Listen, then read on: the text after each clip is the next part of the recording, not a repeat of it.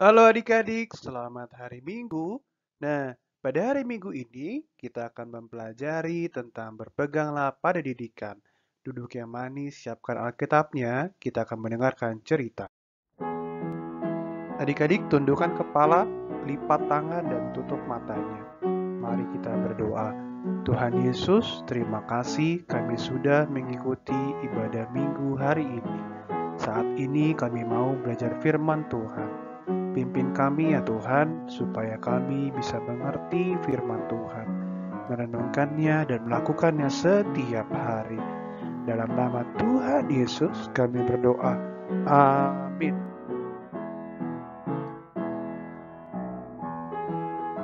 Adik-adik, kita akan mengangkat firman Tuhan dari kitab Amsal 4 dari 10 hingga 20.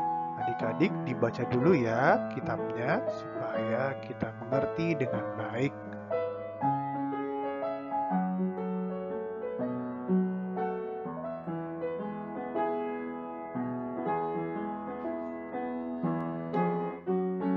Adik-adik, dalam kitab Amsal, mengapa ya kita harus berhikmat dalam mengerjakan sesuatu?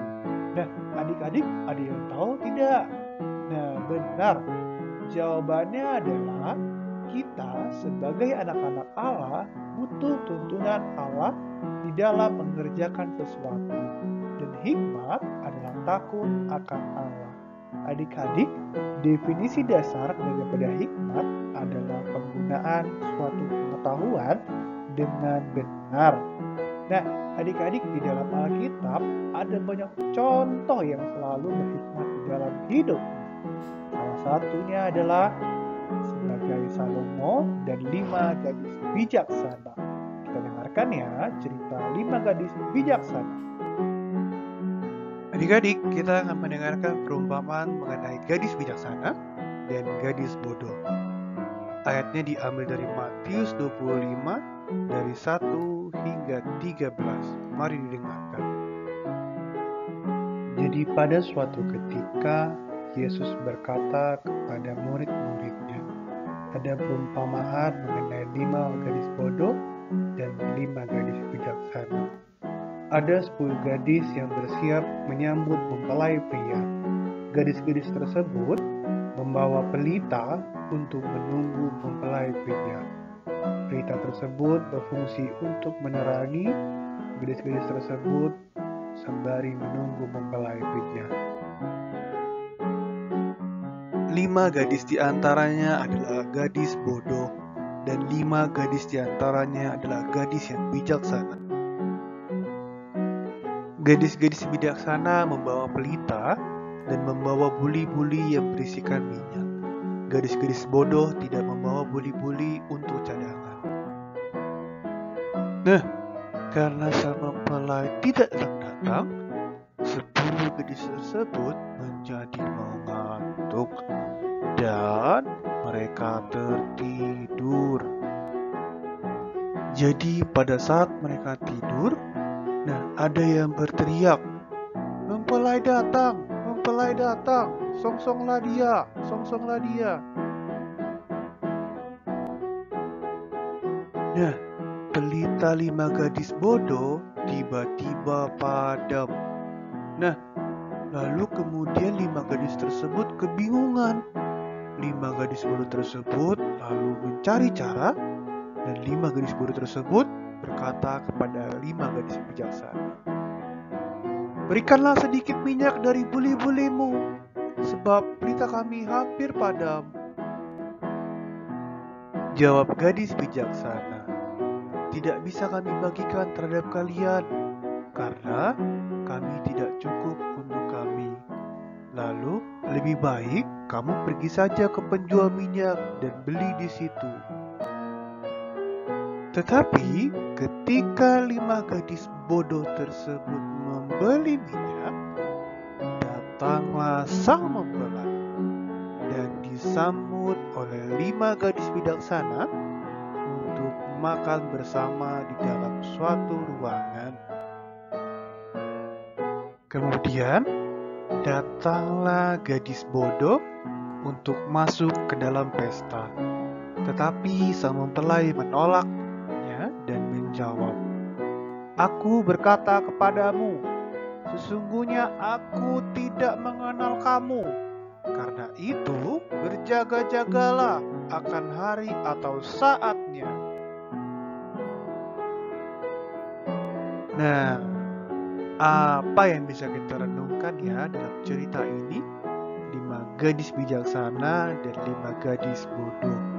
Nah, 5 gadis bijaksana mau taat dan berhikmat di dalam tuntunan Allah. 5 gadis bijaksana mau berjaga-jaga dan menolak untuk membagikan minyaknya kepada 5 gadis bodoh. Kenapa sih Bang mereka itu menolak untuk memberikannya? Karena kenapa? Apabila mereka memberikan minyak tersebut kepada 5 gadis bodoh, mereka pun akan kehabisan lampu atau pelita. Nah, untuk yang gadis bodoh, 5 gadis bodoh tidak setia untuk berjaga-jaga dan tidak mempersiapkan dirinya dengan baik untuk kedatangan mempelai.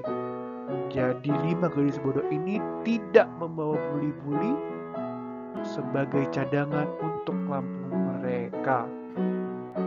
Nah, bagaimana ya cara supaya kita dapat berhikmat dalam mengerjakan sesuatu?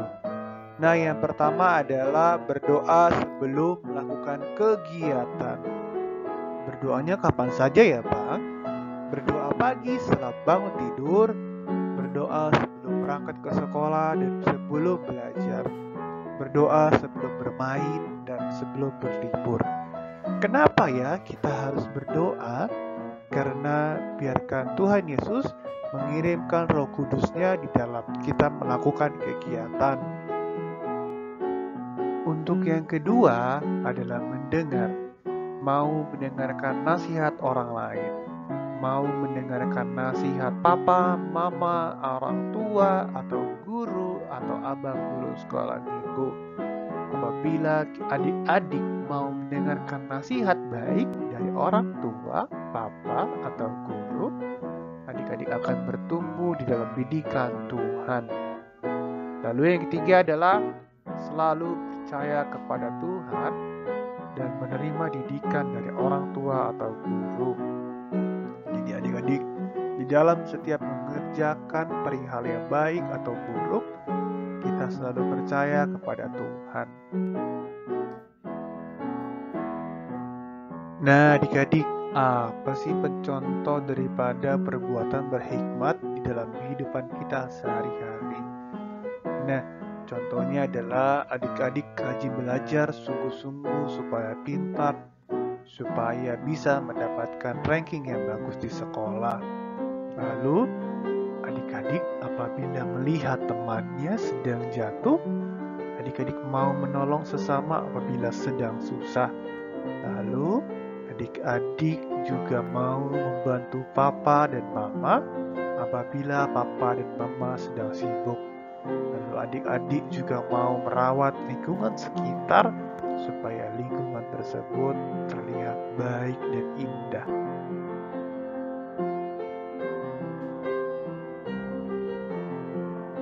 Adik-adik, sampai di sini ya cerita firman Tuhan.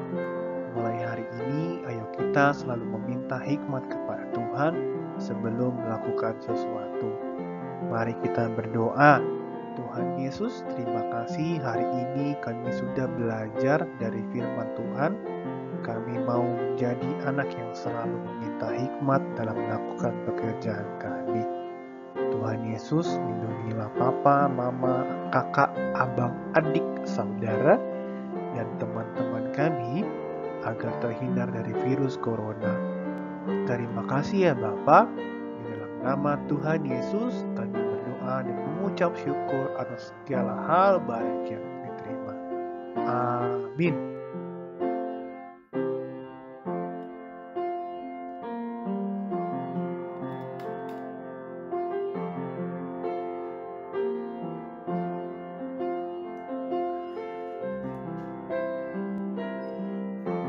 Selamat hari Minggu adik-adik semua. Salam kasih dari kakak dan abang guru sekolah minggu KKBP Sorong. Nah, Referensi cerita pada minggu hari ini diambil dari freebible.org, berbagai sumber gambar pada Google, lalu backsound diambil dari Jonathan Shrine. Selamat hari Minggu, Tuhan Yesus memberkati. Dadah, see ya, sampai